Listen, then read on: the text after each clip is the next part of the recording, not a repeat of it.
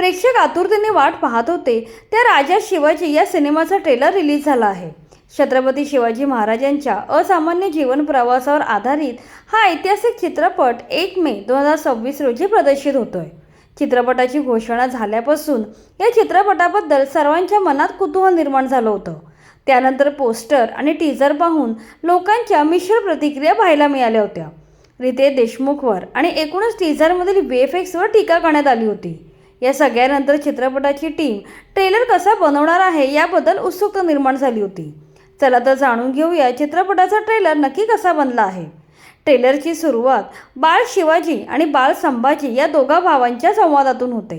बाळ शिवाजी आपले मोठे बंधू संभाजीला विचारतात की आपण आपल्या भगव्या झेंड्याखाली युद्ध न लढता आदिलशाही आणि मुघल यांच्या झेंड्याखाली का लढाया करतो। यावर शंभू महाराज बाळ शिवाजींना समजावतात की भगव्या झेंड्यासाठी लढायला आपल्याला स्वराज्य म्हणजे स्वतःचे राज्य बनवावे लागणार। यावर बाळ शिवाजी विचारतात स्वराज्यासाठी काय करावे लागते। तेव्हा संभाजी महाराज त्यांना सांगतात त्यासाठी विद्रोह करावा लागणार। या संभाषणानंतर छत्रपती शिवाजी महाराजांच्या मनावर स्वराज्य स्थापनेचे विचार घोळू लागतात। या पहिल्या सीनपासूनच चित्रपटाचा टोन सेट होतो। शिवाजी महाराजांमधल्या परकीय सत्तेविरुद्ध विद्रोहाची बीजे इथे रोवली जातात।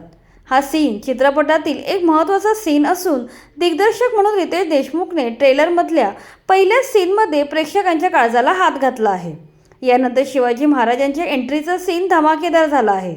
छत्रपती शिवाजी महाराजांच्या भूमिकेत रितेश देशमुख दमदार एंट्री घेत असल्याचं ट्रेलरमध्ये पाहायला मिळत आहे। इथे रितेश देशमुखने घेतलेली मेहनत दिसून येते। दिसण्यावरून आवाजावरून रितेशला अनेकांनी ट्रोल केलं होतं, मात्र ट्रेलरच्या या सीनने त्याने ट्रोलर्सची तोंडे बंद केली आहेत। चालण्यातील राजेशाही थाट, आवाजातील जरब यावर रितेशने घेतलेली मेहनत दिसून येते। त्यामुळे टीजरच्या तुलनेत ट्रेलर अधिक पटीने चांगला झाला आहे। ट्रेलर बनवताना VFX आणि ॲक्शनवाले शॉट कमी प्रमाणात दाखवले गेले आहेत, कारण यावरूनच टीजरला मिश्र प्रतिक्रिया मिळाल्या होत्या। ट्रेलरमध्ये अतिरंजित काही दाखवण्यापेक्षा दमदार मूळ कथानकाद्वारे प्रेक्षकांना जोडण्याचा प्रयत्न केला गेला आहे आणि ही स्ट्रॅटेजी कामाला आली असून ट्रेलरचा फायनल इम्पॅक्ट जबरदस्त झाला आहे। Poster reveal, teaser, first look यामुळे जी थोडीफार निगेटिव्हिटी निर्माण झाली होती ती या ट्रेलरने धुवून टाकली आहे। अभिषेक बच्चन संभाजी महाराज, संजय दत्त अफजल खान, भाग्यश्री जिजाऊ माता, विद्या बालन बडी बेगम, सचिन खेडेकर शहाजी महाराज ह्यांच्या भूमिका उत्तम जमून आल्या आहेत। विशेष म्हणजे संजय दत्तने क्रूर अफजल खान उत्तमरित्या साकारला आहे। कथेतील दमदार खलनायक म्हणून त्याने ट्रेलरमध्ये आपली खास छाप पाडली आहे।